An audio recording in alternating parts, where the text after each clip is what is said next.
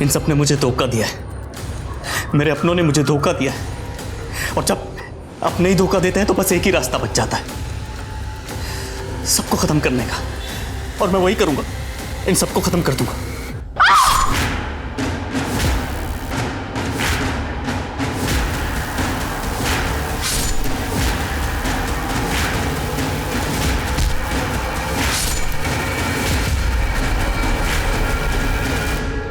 एक आम इंसान को चोरी, हेरा फेरी, मारपीट और मर्डर जैसी बातें ही डरा देती है।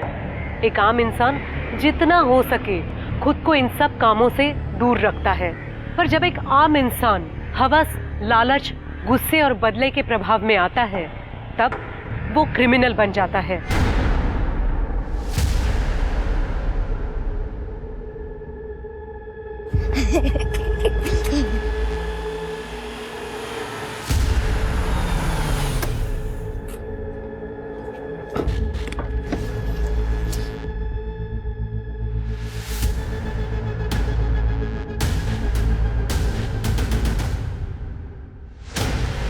कहाँ गए ये लोग?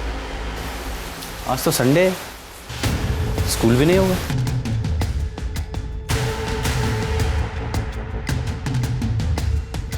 अरे बेटा यहाँ आना। जिया और रोहन कहाँ हैं? अरे अंकल वो तो यहाँ नहीं है और वो काफी दिनों से खेलने नहीं आए।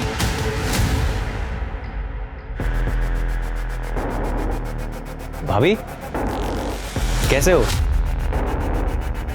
अरे विवेक, तुम तो अगले महीने आने वाले थे ना?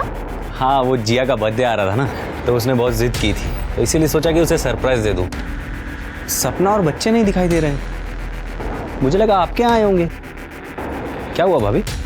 विवेक, जब तुम यहाँ नहीं होते हो तो सपना बच्चों को लेके मायके चली जाती है। मायके? अपने पेरेंट्स के यहाँ निर्वारी में? सपना तो, और कब से? ये 1-1.5 साल हो गया है। अब विवेक, सपना को कुछ मत बोलना कि मैंने तुम्हें सब कुछ बताया है। भाभी जी पत्ता गोभी कितना कर दूं? आप आधा किलो कर दीजिए। लाइए। ये डालिए। हाँ, और भिंडी भी ले लीजिए ना भाभी जी। नहीं, भिंडी पसंद नहीं मुझे। अरे भाभी जी आपको तो पसंद है ना, आधा किलो भिंडी दे देता हूँ आपको, ताजी ताजी भिंडी है। हाँ? तुझे नहीं बोला ना भिंडी। और ये क्या भाभी जी करता है तू? साले अब मर्दों से बात करने में तेरी जबान टेढ़ी हो जाती है। हाँ भैया, वो क्या है ना कि मैं बसी हुई, सॉरी गगन जी जाने दीजिए ना कहीं। और आज तो मैं तेरी ऐसी हालत करूंगा कि किसी से बात करने लायक नहीं छोड़ूंगा। भैया भैया तेरा भैया जाने दीजिए गगन जी। क्या रे? इतना क्या? हाँ, इतना क्या पक्ष ले रही तू उसका? यार लगता है तेरा, यार लगता है। सॉरी भैया, यार लगता है तेरा भैया, सॉरी। चुप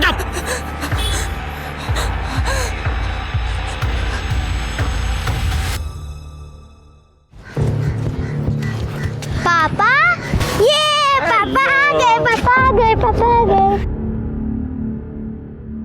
कैसे हुआ? अच्छे हैं। पापा आप कब आए? अभी आया बेटा। अरे बेटा तुम अंदर आओ ना, तुम तो अगले महीने आने वाले। माँ, जीजा जी आप आइए ना। नहीं, हम निकलते हैं। सपना कहाँ है?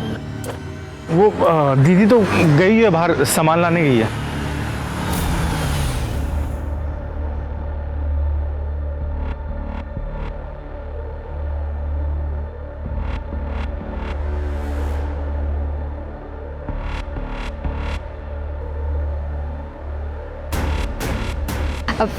विवेक तुम यहाँ? थोड़ा सरप्राइज। विवेक कैसे हो?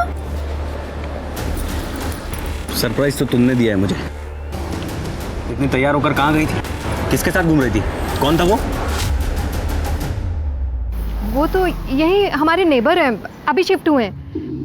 पापा के लिए दवाई लेने गई थी तो वो मिल गए रास्ते में और लिफ्ट दे दी। दवा लेने? इतने तैयार होकर?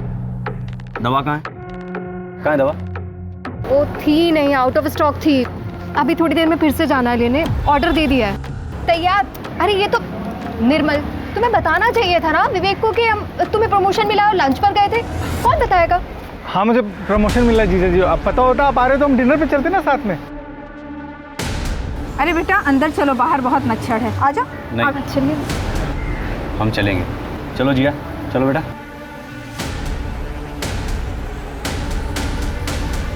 अरे ऐसा कोई मारता है किसी को सरेआम? लोगों ने फोन करके मुझे बताया। अरे भाई साहब, आपके घर की बहू है मेरी भांजी, इसकी कोई इज्जत है कि नहीं इस घर में? आपको आपके बहू के साथ कोई स्टे नहीं है? भाई साहब, मैंने अपने बच्चे को इस घर में इसलिए दिया था कि इस घर में वो राज करेगी, खुश रहेगी, लेकिन आपका बेटा तो कभी भी इसके ऊपर हाथ उठा देता है। बंसी भाई साहब, गगन का गुस्सा तो आप जानते ही है ना, उसने आज दवाई नहीं ली थी। आप चिंता मत कीजिए भाई साहब, आज मैं उसे खूब डांटूंगा। अरे अब डांटने से क्या होगा भाई साहब, बचपन में उसे डांटा होता ना तो आज ये नौबत नहीं आती। ओ मामा जी, बहुत हो गया अब। हाँ, ये बेटी आपकी शादी से पहले थी, अब ये हमारी बीवी है। हम जो चाहे वो करें, और पति पत्नी के बीच बोलना अच्छी बात नहीं होती है। तूने शिकायत किया क्या? नहीं। Shut up! दूर हट जा बहू से। गगन बेटा, तूने आज दवाई नहीं ली थी, ये दवाई ले। बहू, इसे अंदर ले जाओ बेटा। जाओ जाओ गगन।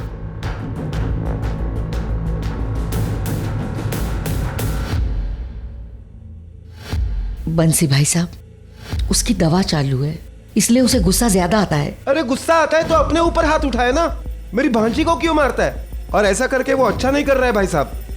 मामा जी, मामा जी आप घर चली जाइए, मेरी यही किस्मत है, पैदा होते ही माँ बाप को खा गई और आज तक आपका घर नहीं बस पाया। मैं ही मनहूस हूँ। मामा जी ये बहुत अच्छे इंसान है, बस इन्हें कभी कभी गुस्सा आ जाता है। आप मेरी चिंता मत करना मामा जी। कैसे चिंता नहीं करूं बेटा, एक तो हम गरीब हैं और गरीबी सबसे बड़ी मनहूसियत है, ऊपर से तुझे पति राक्षस मिला है। ख्याल रखना मामा जी।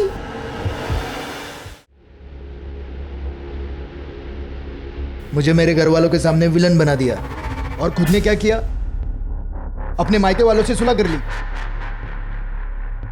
हाँ यार, तुझे बताया नहीं, तुझसे पूछा तक नहीं। 15 साल से मैंने अपने माँ बाप का मुंह नहीं देखा, और उसने क्या किया? 1.5 साल से अपने मायके में घूम रही है मुझे बिना बताए, और भी पता नहीं मेरे पीछे से क्या क्या करती होगी।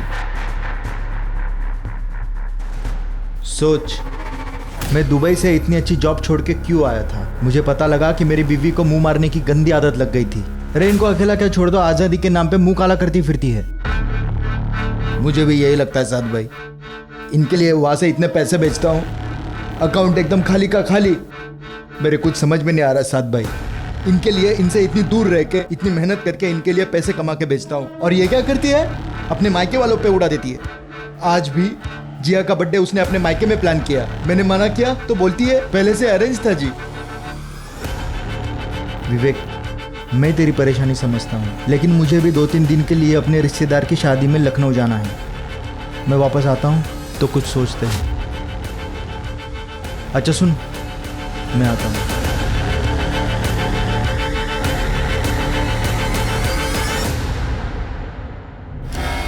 सॉरी भाभी, गलती से लग गया ऐसे। सब समझती हूँ मैं, तुम्हारी गलती और हाथ लगाना पहली बार नहीं है ये साथ। मुझसे दूर रहो, नहीं तो क्या? नहीं तो विवेक को सब कुछ बता दूंगी। ओहो, पति आ गया तो अब तेवर दिखा रही हो। बोलना मत, हो जाएगा भी। वैसे मैं हूँ ऑलवेज एट योर सर्विस।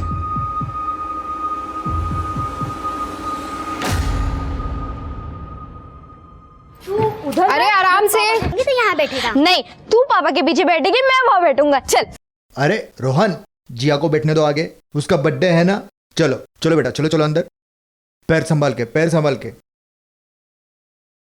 विवेक, कुछ बोलना था तुम्हें। बोलो। साथ इससे दूरी रहा करो, कमीना आदमी है वो बहुत। क्यों? जो तेरे खिलाफ बोले वो कमीना हो जाता है। पहले तो तू अपने मायके वाले को भी कमीना कहती थी। मेरा एक दोस्त ही तो बचा है, उसे तो रहने दे। अब चलो।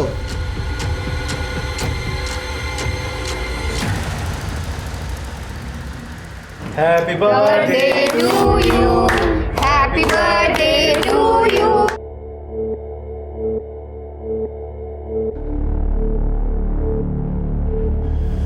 एक मिनट भैया, एक मिनट।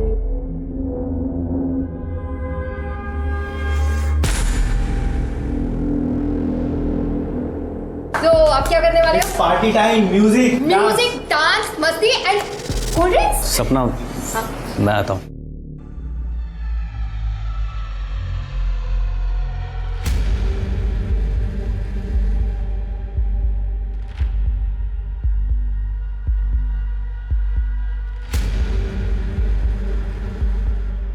हेलो फ्रेंड्स, पता नहीं आप लोगों में से सच में मेरा कोई दोस्त है भी या नहीं, जिसे 15 साल से अपना समझा उसी ने मुझे धोखा दे दिया। मुझे मेरे अपनों ने धोखा दिया है, मुझे मेरी पत्नी ने धोखा दिया है। उसने कहा था हम दोनों एक दूसरे के हैं, बस। तो फिर क्या किया उसने? मेरे पीछे से सब। पर अब मैं चुप नहीं बैठूंगा। सुंदर है तो इसका मतलब ये नहीं कि वो मुझसे खिलौने की तरह खेलेगी। मैं यहां बैठ के रो रहा हूं, लोग क्या कर रहे हैं? मेरी बेवकूफी का जश्न मना। दिखाता हूं मैं आप लोगों को।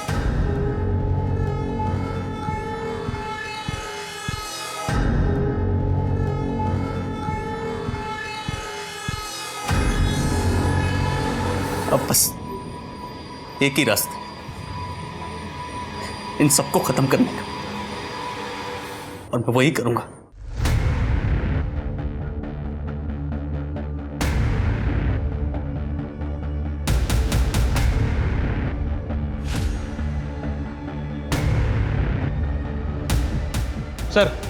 सर एक वीडियो वायरल हुआ है अपने ही मोहल्ले का, ये देखिए।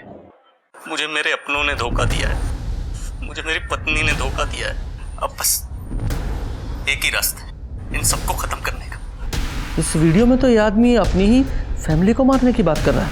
शर्मा, जल्दी से जल्दी इसका एड्रेस पता करो, या एक काम करो, ब्रॉडबैंड वालों को फ़ोन करो, उनसे इसकी लोकेशन निकलवाओ। सर रात हो गई है, ब्रॉडबैंड ऑफिस तो बंद है। हालांकि मैंने अर्जेंट रिक्वेस्ट डाल दी है और बीट चौकी को भी इन्फॉर्म कर दिया है कि जहाँ ये बंदा दिखे इसे पकड़ लें। लेकिन सर मुझे नहीं लगता कि सुबह से पहले कुछ हो पाएगा। कहीं ये रात में ही कुछ कांड ना कर दे। अरे पापा आ गए। बस एक लास्ट वीडियो बना दे। ओके।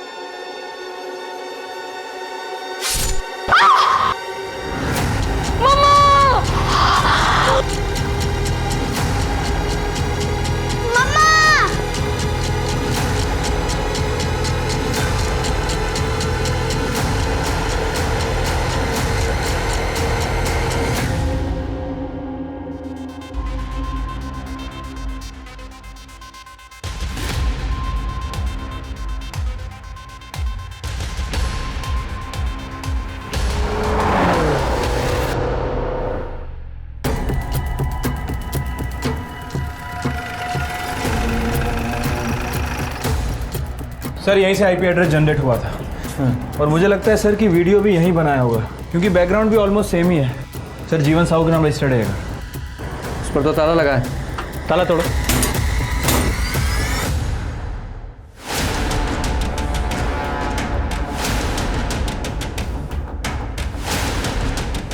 पूजा जरा चेक करो। जी सर।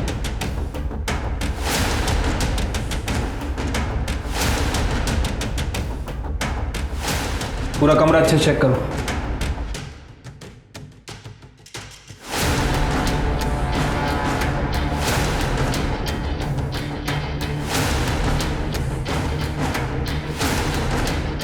लगता है सर इस तकिए से इसका दम घोट के मारा गया है। सर सेक्सुअल असॉल्ट के कोई ट्रेसेस नहीं है, सिर्फ स्टैब वुंड है। सर मुझे लगता है कि इसे बड़े हथियार का इस्तेमाल किया गया है, बहुत ज़्यादा खून बहा है। Happy birthday. लगता है घर पे किसी का बर्थडे था।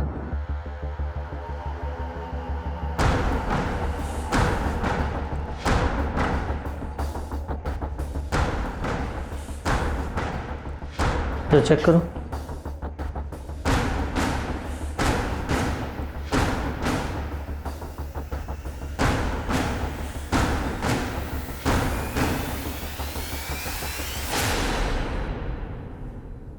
ओह माय गॉड, बच्ची को कितनी बुरी तरीके से मारा है, पूरा सर फोड़ दिया। एक बाप अपनी बेटी को इस तरह से कैसे मार सकता है?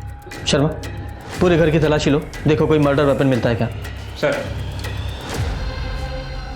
सर पूरा घर अच्छे से चेक किया सर, मोस्टली चीज़ें एज इट इज़ है। मुझे लगता है कि ये काम उस वीडियो वाले का ही है। हमने पता किया है, विवेक नाम है उसका। सर, ये रॉड मिली है और इसमें थोड़ा ब्लड भी है। लगता है यही मर्डर वेपन है, लेकिन इतना सा ब्लड। सर मुझे लगता है कि जो भी कातिल था उसने ब्लड साफ किया है। ये देखिए ना, बॉडी के पास भी ज़्यादा ब्लड नहीं है और घर भी ऑलमोस्ट साफ ही है, ज़रा सी भी धूल नहीं है। इस विवेक कुमार ने ये सब कुछ बहुत प्लानिंग के साथ किया है। अगर उसकी वीडियो में पहले मिल जाती तो ये सब कुछ नहीं होता। इस क्राइम को हम रोक सकते थे।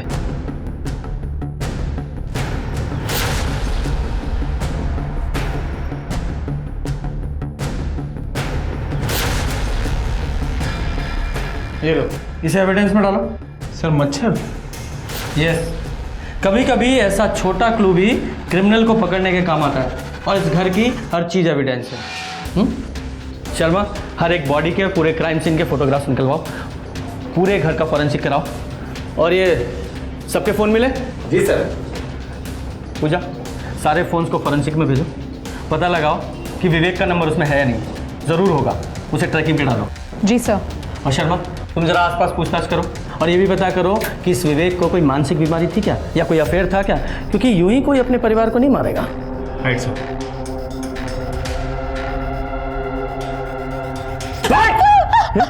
मना किया था ना मैंने तुझे कि बाहर मत निकलना। क्यों गई? वो किराने वाला याद लगता तेरा? हाँ?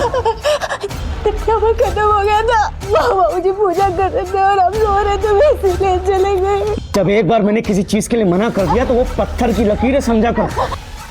गगन, गगन, गगन, अरे हट जा माँ। अरे ये नालायक कैसे नहीं मारेगा?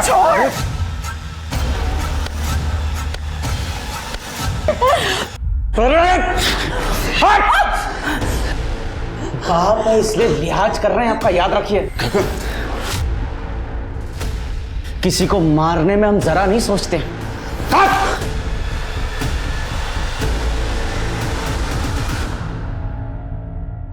सर, विवेक और सपना तो मेरठ में रहते हैं। ये सपना की माँ का घर है। ये विवेक का ससुराल है?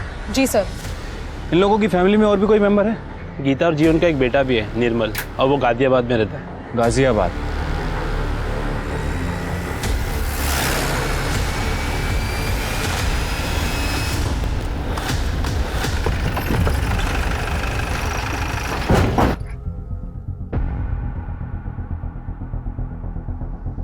ताला लगा हुआ है। पवन, ताला तोड़ो। साइमा, क्या हुआ? पुलिस आई है। क्या हुआ? विवेक, भाभी, बच्चे सब ठीक है ना? आप लोग कौन है? सर, साहद कुरैशी, ये मेरी बेगम साइमा कुरैशी। सर, विवेक का दोस्त हूँ। दोस्त क्या सर, फैमिली ही समझ लीजिए। तो आप लोगों को तो पता होगा कि विवेक कहाँ है। मैडम, हुआ क्या है? कुछ तो बताइए, हमें डर लग रहा है। ये आपके दोस्त विवेक ने 4 तारीख को एक वीडियो बनाया था, ये देखिए। मुझे मेरे अपनों ने धोखा दिया है, मुझे मेरी पत्नी ने धोखा दिया है। अब बस एक ही रास्ता है इन सबको खत्म करने का। ये विवेक किस धोखे की बात कर रहा है जानते हैं आप लोग? सर, हम 4 तारीख को अपने रिश्तेदार की शादी में गए थे लखनऊ, बस थोड़ी देर पहले ही लौटे हैं सर। कुछ तो पता होगा ना आप लोगों को, फैमिली फ्रेंड्स थे आप। मैम, विवेक बहुत परेशान रहता था। 15 साल पहले विवेक और सपना भाभी की लव मैरिज हुई थी, जिसकी वजह से उनके पेरेंट्स उसे घर से निकाल दिया था। मैं और विवेक मेरठ में साथ में ही काम करते थे और मैंने उसकी मदद की थी यहाँ शिफ्ट होने में। मेरे बाप ने घर से धक्के मार के बाहर निकाल दिया, लेकिन ये मेरी बहन पागल रिंकी मेरे साथ ही आ गई। लव यू भैया। Anything for you. विवेक, अब से हम ही एक दूसरे का परिवार है। वो दोनों एक दूसरे से बहुत प्यार करते थे। ये विवेक अपनी बहन रिंकी के साथ यहाँ रहता था ना, तो इस वक्त कहाँ है रिंकी? रिंकी दिल्ली में ही है और वो 2 साल से वहीं पे जॉब कर रही है। 6 साल पहले विवेक आपके साथ दुबई गया था, कहीं ऐसा तो नहीं कि दुबई में उसका किसी के साथ अफेयर हो गया? नहीं सर, जब तक मैं साथ में था तब तक ऐसा कुछ नहीं था सर। 6 साल पहले मेरी और विवेक की दुबई में जॉब लगी थी। मुझे वहाँ का क्लाइमेट पसंद नहीं आया तो मैं लौट आया, विवेक वहीं रुक गया। पर पीछे से सपना भाभी ने अपने फैमिली वालों से सुलह कर ली, जो विवेक को बिल्कुल पसंद नहीं आया, क्योंकि विवेक ने अपने फैमिली से रिश्ता तोड़ दिया था सर। सपना भाभी के घर वालों ने विवेक को बहुत मारा था, जिसकी वजह से वो उनके साथ कंफर्टेबल नहीं था। तू ना मेरी बहन का लायक ही नहीं है। शक्ल देखिए अपनी, शक्ल देखिए अपनी, बोल। निर्मल, छोड़ो। तुम्हारी हिम्मत कैसे हुई मेरे पति को हाथ लगाने की? दी, आप बीच में मत बोलिए। निर्मल, ये मत भूलो कि पति है मेरे, प्यार करती हूँ मैं इनसे। इससे पहले कि मैं ये भूल जाऊं कि तुम मेरे भाई हो, निकलो यहाँ से। मैंने कहा निकलो यहाँ से। सर, विवेक सपना की फैमिली की वजह से बहुत डिप्रेशन में रहने लगा था। थोड़े टाइम बाद सब ठीक हुआ, 2 बच्चे भी हुए, लेकिन इस बार विवेक लौटा तो सपना भाभी से बहुत नाराज था। उसे शक था कि सपना भाभी का कोई अफेयर चल रहा है। अफेयर था? पता नहीं, और होगा भी तो मुझे कोई आइडिया नहीं है। देखिए, इस वक्त विवेक गायब है। आप लोगों को कुछ भी आइडिया है कि वो कहाँ जा सकता है? सर पता नहीं, और विवेक भैया की गाड़ी बाहर नहीं है। गाड़ी का नंबर दीजिए। MH48। सर, मैं गाड़ी की डिटेल्स निकलवाती हूँ। शर्मा जी, पूरा घर अच्छे से चेक कीजिए।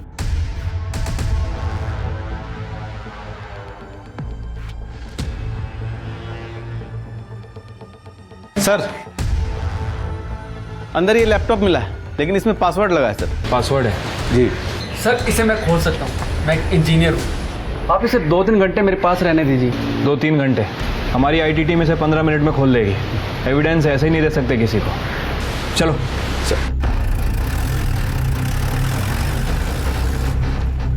क्या हुआ? तुम्हारे चेहरे का रंग क्यों उड़ गया? उस लैपटॉप में तुम्हारे खिलाफ कुछ है क्या?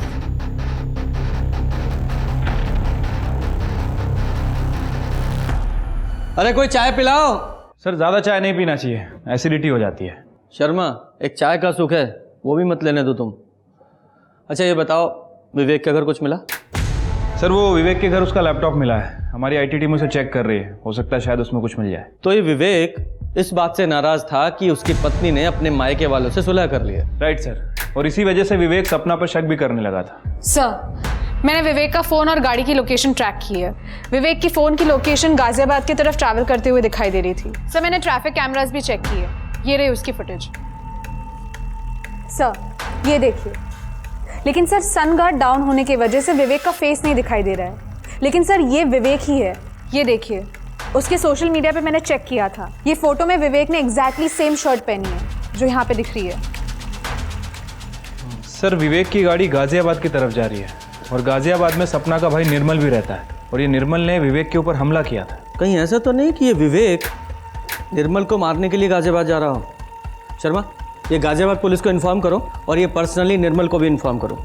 Right sir. और पूजा, तुम ट्रैफिक पुलिस से कोऑर्डिनेट करके ये विवेक की गाड़ी को ट्रैप कराओ। जी सर।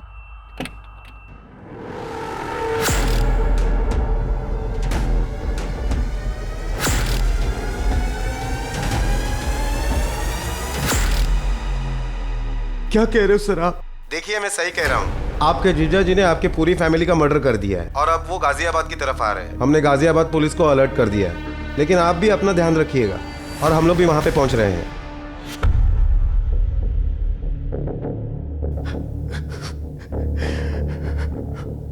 क्या हुआ? क्या हुआ, कुछ बताओगे? तुम्हारे बाप ने सबको मार दिया है यार, सबको। दीदी को, जिया को, रौनक को, बच्चों तक को मार दिया है उसने।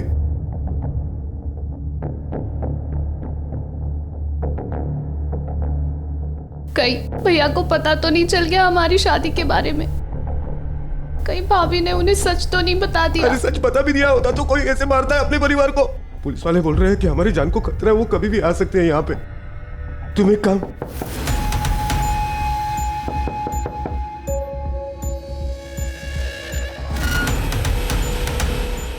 कौन है? जी मैं कांस्टेबल बाबा यादव। जी हमें आपकी सुरक्षा के लिए भेजा है पुलिस चौकी से, बस यही इन्फॉर्म करना था। Thank you sir.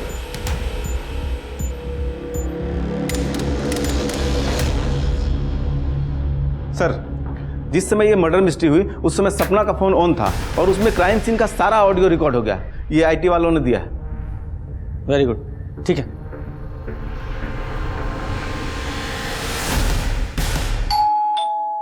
अरे पापा आ गए। बस एक लास्ट वीडियो बना दे। मम्मा यानी कि सपना, सबसे पहले उसे मारा।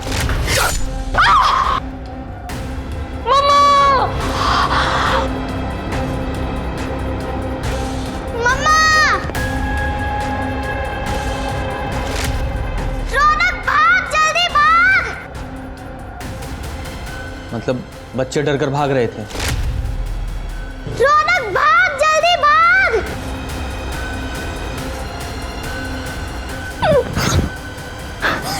नहीं प्लीज मुझे माफ कर दो।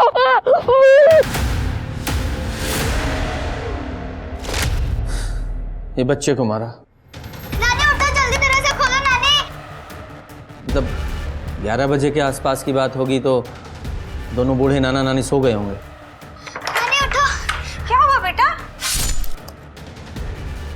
नानी को भी मार दिया। नानी उठो, नानी उठो। क्या हुआ बेटा?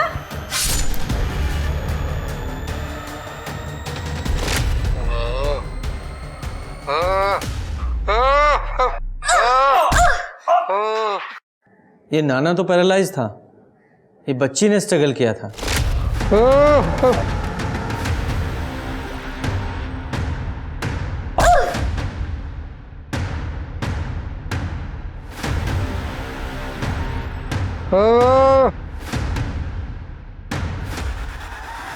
नहीं मुझे छोड़ो, मुझे छोड़ो।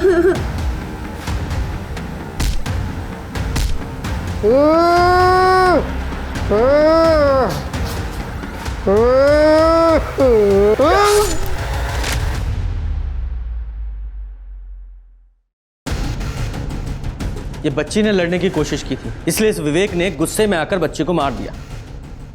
लेकिन ये बात मुझे बिल्कुल भी समझ में नहीं आ रही है कि एक बाप अपनी बेटी को कैसे ऐसे मार सकता है, इतनी बेरहमी से। शर्मा एक काम करो, इस विवेक के सारे फोटोग्राफ्स पूरी मीडिया में और सारे पुलिस स्टेशन में सर्कुलेट करो। ये बचना नहीं चाहिए। और तुम दोनों गाजियाबाद के लिए निकलो। Right sir. एक बार ये विवेक हाथ लग जाए, छोड़ूंगा नहीं इसे।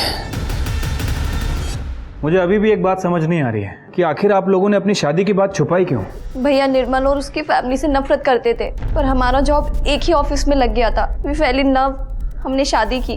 पर सपना भाभी के अलावा ये सच किसी को नहीं पता था। लेकिन विवेक को ये बात पता चल गई।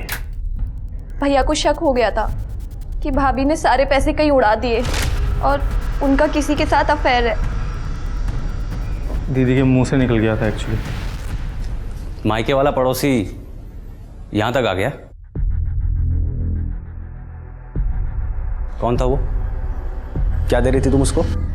वो विवेक, मैंने उससे कुछ पैसे उधार लिए थे, बस वही वापस। तुम, मैं सुंदर नहीं हूं, इसीलिए तुम उस हैंडसम लड़के के साथ चक्कर चला रही हो ना? अफेयर चल रहा है ना तुम्हारा? तुम छोड़ने वाली हो ना मुझे? नहीं विवेक, ऐसी कोई भी बात नहीं है। मैंने बस उससे पैसे उधार लिए और कुछ भी नहीं। बकवास। मैं तुम्हें अच्छे पैसे भेजता हूं, फिर तुमको उधार लेने की क्या जरूरत पड़ी? हैं? कैसे भरोसा करूं मैं तुम पे? वो मुझे निर्मल की शादी के लिए पैसे उधार लेने पड़े। निर्मल ने शादी कर ली? हाँ, वो भी घर वालों से छुप कर। लड़की दूसरी कास्ट की है, हमारी तरह बिल्कुल सेम। उसने मुझसे हेल्प मांगी और बस मैंने उसकी हेल्प कर दी और कुछ भी नहीं। जिस लड़के ने मुझे मारा तुमने उसकी हेल्प की, पैसे बर्बाद कर दिए मेरे तुमने। और फिर जीजा जी अगले दिन मेरे घर पे आ गए, पर थैंकफुली रिंकी यहाँ पे नहीं थी, वो अपने ऑफिस के ट्रिप पे बाहर गई हुई थी। जीजा जी चाय पीजिए ना। अरे भाई कब तक खुद चाय बनाते रहोगे? शादी वादी कर लो। बस थोड़ा सेटल हो जाऊं तो फिर शादी करूंगा। सेटल नहीं हुए अभी तक? तेरी बहन तो बोल रही थी कि उसने शादी के लिए पैसे दिए तुझे, तूने शादी कर ली। क्या? आपने क्यों बताया कि मेरी शादी की बात उनको क्यों बताई? उन्होंने मुझे जतिन के साथ देख लिया था, उस टाइम कुछ समझ भी नहीं आया और मैंने ये बोल दिया। तुम्हारी बहन ने वो सारे पैसे कहाँ खर्च किए थे कुछ पता है?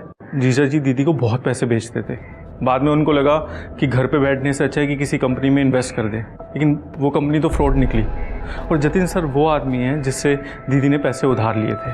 बाद में जतिन दीदी को परेशान करने लगा और दीदी ने जीजा जी के सारे भेजे हुए पैसे जतिन को देने लगी, लेकिन वो इसी वजह से मिल रहे थे, उनके बीच कोई अफेयर नहीं था सर। मतलब विवेक को पूरी बात पता नहीं थी? दीदी ने बताया जीजा जी को, लेकिन उनको विश्वास ही नहीं हुआ और इस वजह से जिया की बर्थडे पार्टी पे वो नाराज ही थे। डांस, मस्ती एंड कोल्ड ड्रिंक्स। सपना, मैं आता हूँ। अच्छा, आप दोनों बर्थडे पार्टी में गए थे? हाँ सर, पर एज ए हस्बैंड वाइफ नहीं।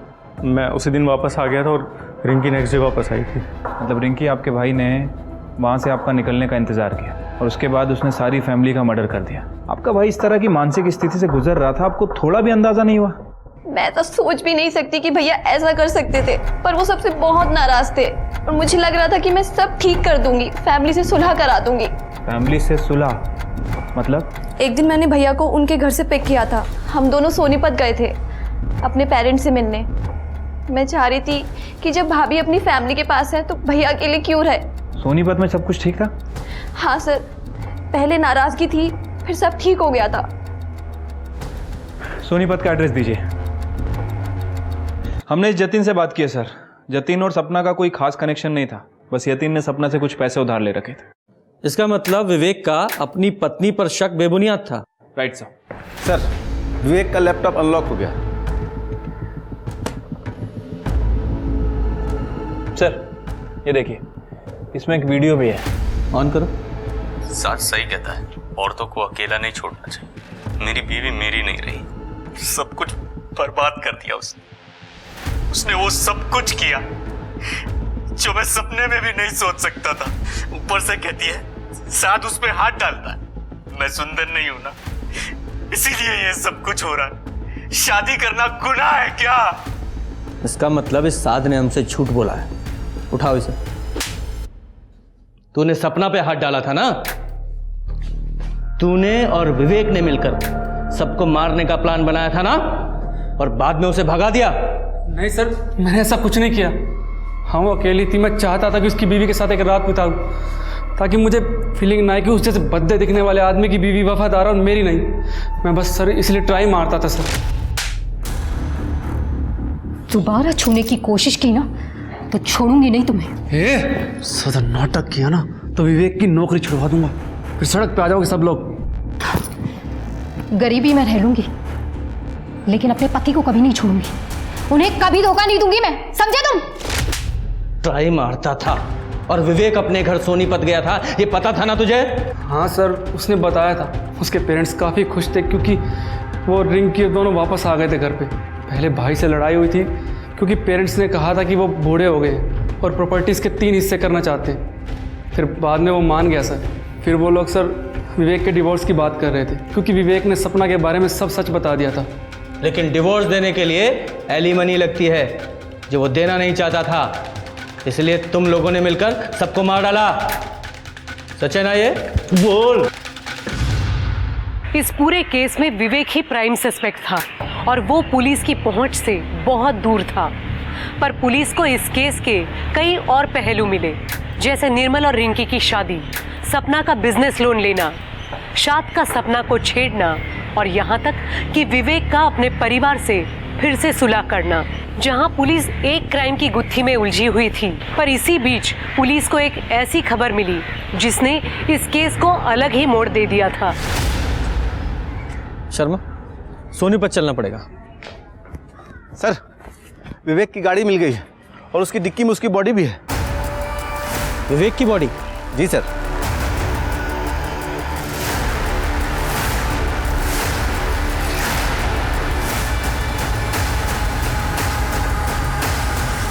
सर, कार में ये फ़ोन मिला है, बैटरी डेड है इसकी। ठीक है, सबको फॉरेंसिक लैब में भेज दो। जी सर। 5 मर्डर का सस्पेक्ट यहाँ खुद मरा पड़ा है। ये बॉडी देखकर तो ऐसा लगता है कि मरे हुए भी 2-3 दिन हो चुके हैं इसे। सर मुझे लगता है कि कोई इसका हमशक्ल है जिसने इसकी पूरी फैमिली का मर्डर किया और उसके बाद मौका पाते ही विवेक का मर्डर कर दिया। लेकिन एक बात समझ में नहीं आ रही है कि किसी और ने उस बच्ची को इतनी बेरहमी से क्यों मारा होगा। ठीक है, बॉडी को पोस्टमार्टम के लिए भेजो, जरा आसपास देखो, पता करो कुछ पता चलता है क्या, और इसके फ़ोन को ट्रैकिंग पे डालो। और इसकी लोकेशन से पूरी एक्टिविटी पता करो।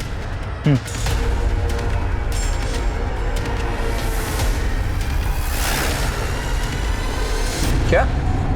ठीक है, थैंक यू सर। मैंने सभी सस्पेक्ट के बैंक स्टेटमेंट चेक करवाए थे सर। ये सपना ने पूरी फैमिली मेंबर का इंश्योरेंस करा रखा था, लेकिन अभी इस निर्मल ने इन सभी के इंश्योरेंस का क्लेम किया है। और ये इंश्योरेंस कितने का था? तीनों का मिला के तकरीबन 25 लाख। 25 लाख? शर्मा, हो सकता है इस निर्मल ने ही इस इंश्योरेंस के पैसे के लिए सबका मर्डर किया हो। उसके दिमाग में शायद आइडिया आया होगा अपने जीजा का वीडियो देखने के बाद। गाजियाबाद पुलिस को फोन करो और इस निर्मल और इस रिंकी को उठवाओ।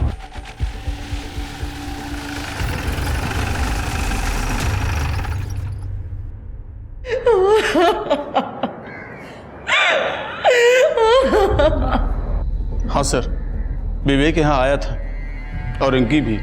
तुम दोनों भाइयों की लड़ाई हुई थी? हाँ हुई थी सर। जब विवेक ने मुझे बताया कि उसकी पत्नी उसे छोड़कर चली गई और बाहर कहीं मुंह मारती है, तो मैंने उसे माफ़ कर दिया।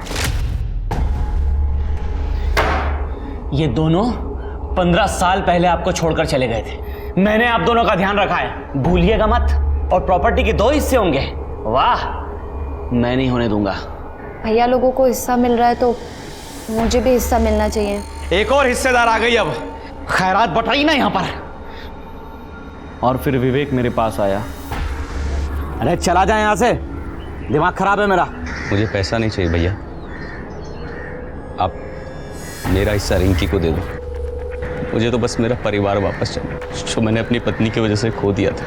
सुंदर नहीं हूं ना मैं, इसीलिए मुझे लगता है कि मेरी बीवी मुझे धोखा दे। मुझे तो यहाँ तक लगता है कि जिया मेरी बेटी नहीं है भैया। क्या क्या बकवास कर रहा है तू?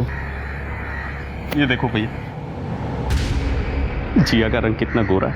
ना सपना की फैमिली में और ना हमारी फैमिली में कोई इतना।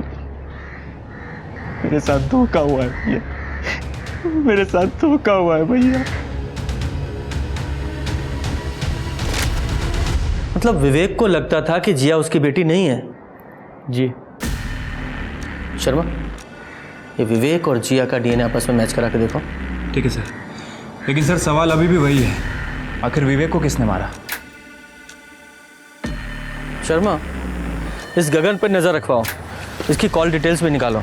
हो सकता है इमोशन में आकर इस गगन ने प्रॉपर्टी शेयर करने के लिए हाँ कर दिया हो, लेकिन असल में प्रॉपर्टी शेयर करना इतना आसान नहीं है। Right sir.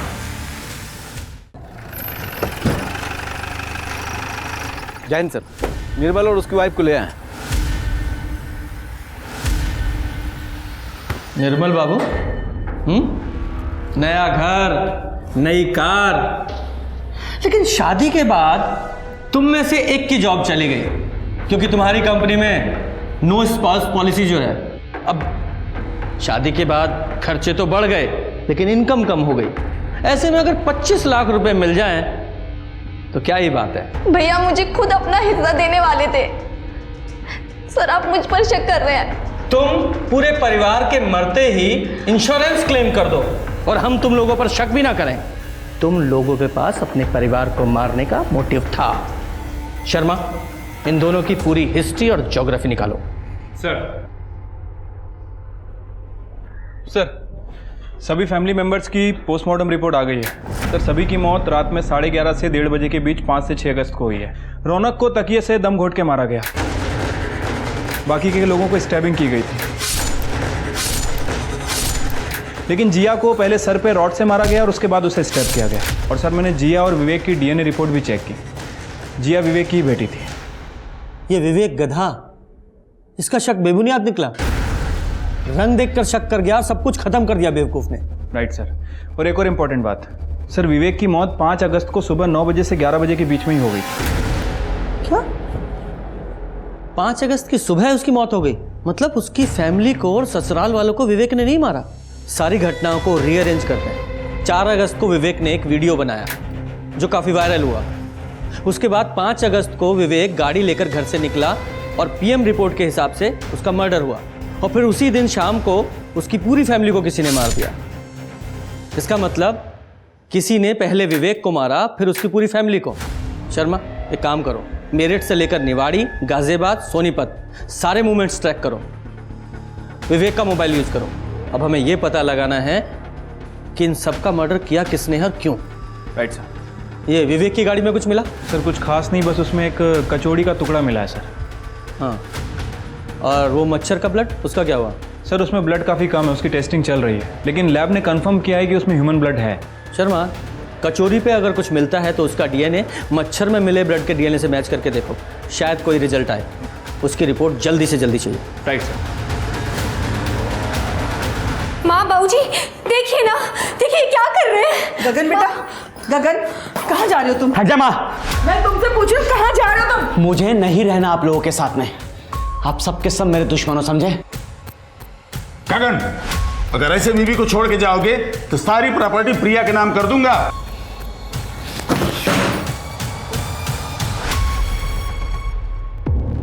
सर ये विवेक 5 तारीख की सुबह अपनी कार से निवाड़ी से मेरठ की तरफ निकलता है और उसके बाद इसकी कार उसी रात को निवाड़ी में नजर आती है। तो ये विवेक की कार वापस रात को निवाड़ी में कौन लेकर आया होगा?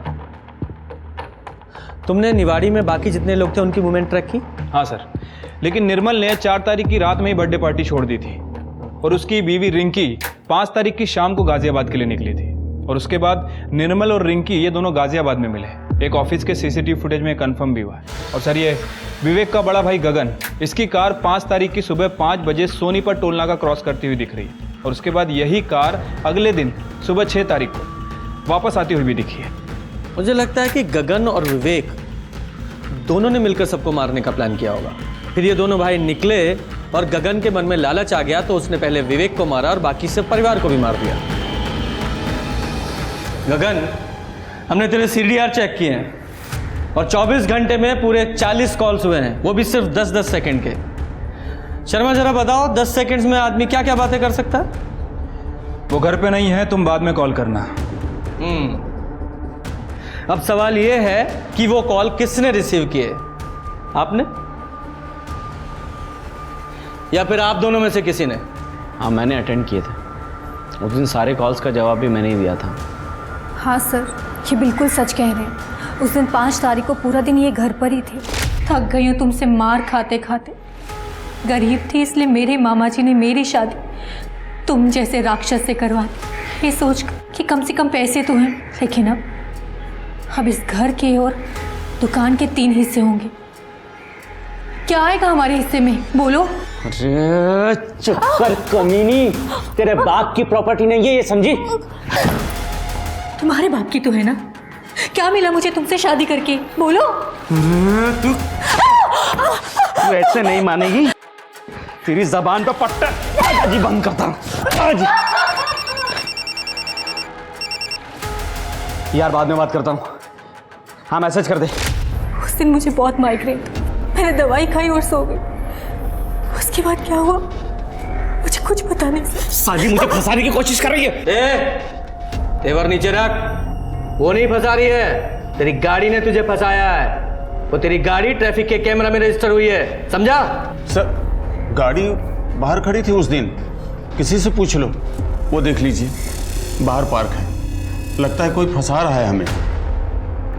गाड़ी का कवर निकालो।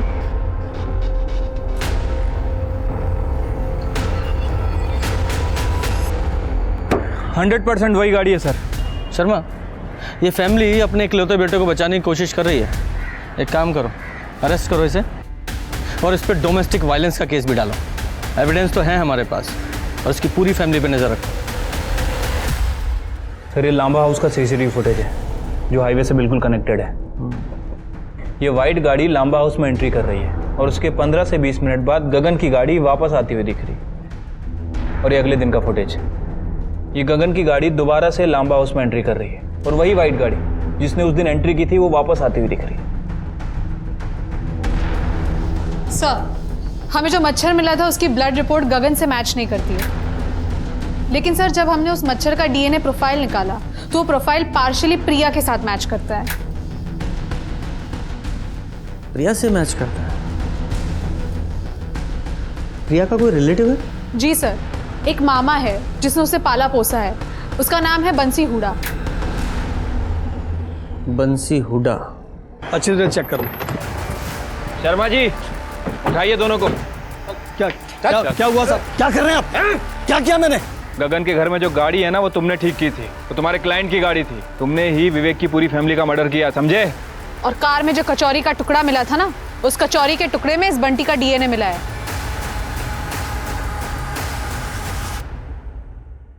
बहुत शातिर प्लान बनाया था ना तूने। मर्डर करते वक्त तुझे एक मच्छर ने काटा और तूने उस मच्छर को मार डाला। वो मच्छर हमें मिला और उसमें तेरा ब्लड। अब बोल। बेटा प्रिया, कल के दिन गगन घर से बाहर ना निकले, खासकर गाड़ी ड्राइव ना करे। ठीक है मामा जी।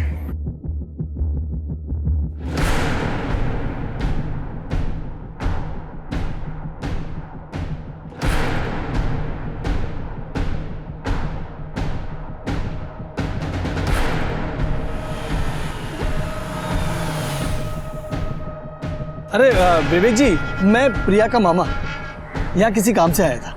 अरे मैं आपको कहीं छोड़ दूं क्या मामा जी? बेटा अगर स्टेशन छोड़ दो तो बहुत कृपा होगी। आइए ना।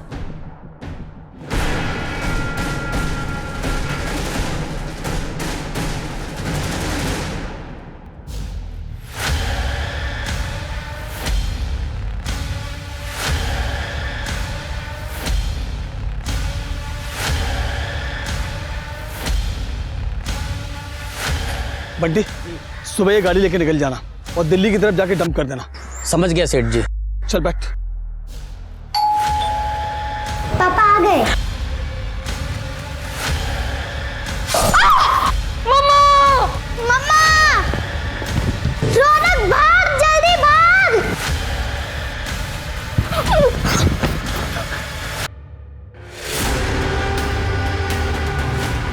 हनी उठो। क्या हुआ बेटा?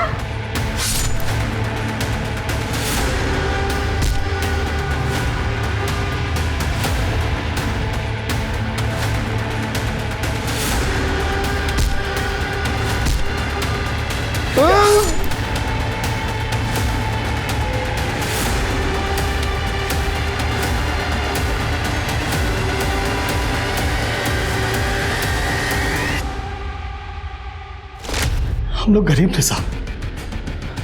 प्रिया बहुत सुंदर थी, इसलिए उसकी शादी गगन से हो गई।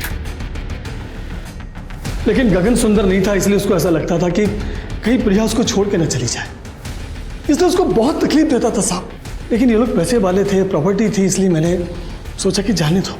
लेकिन एक दिन अचानक वो गगन का छोटा भाई और बहन प्रॉपर्टी में हिस्सा लेने के लिए आ गए साहब। अरे मार खाए मेरी बच्ची साहब, और प्रॉपर्टी का हिस्सा ये लोग आपस में बांट लेंगे। फिर मैंने वो विवेक का वीडियो देखा और तुरंत दोनों भाइयों को फंसाने की चाल मेरे दिमाग में आ गई साहब। तुम्हारी भांजी के साथ गलत हो रहा था, उसका बदला लेने के लिए तुमने 6 निर्दोष लोगों को मार डाला। और सबसे बड़े दुख की बात तो यह है कि तुम्हारे साथ साथ वो तुम्हारी भांजी भी जेल जाएगी तुम्हारे क्राइम में सहयोग करने के लिए। बंसी क्रिमिनल नहीं था, पर गगन के बर्ताव की वजह से अपनी भांजी को सुखी देखने के लिए उसने 6 लोगों को मार दिया। याद रखिए, जिंदगी में हमें धोखा, झूठ, फरेब सब मिलेगा, पर अगर हम उसके चलते गुस्से, बदले और नफरत की भावना को अपने आप पर हावी होने देंगे तो हमें भी एक आम इंसान से क्रिमिनल बनते देर नहीं लगेगी। अब मैं सोनाली कुलकर्णी आपसे विदा लेती हूँ। फिर मिलेंगे क्राइम पेट्रोल सतर्क में एक नए केस के साथ। तब तक अपना और अपने परिवार का ख्याल रखिए। आप जानते हैं हम सब एक मुश्किल दौर से गुजर रहे हैं। कृपया मास्क पहने, समय समय पर हाथ धोते रहे, कोविड और क्राइम से डटकर लड़िए। देखते रहिए क्राइम पेट्रोल सतर्क। जय हिंद।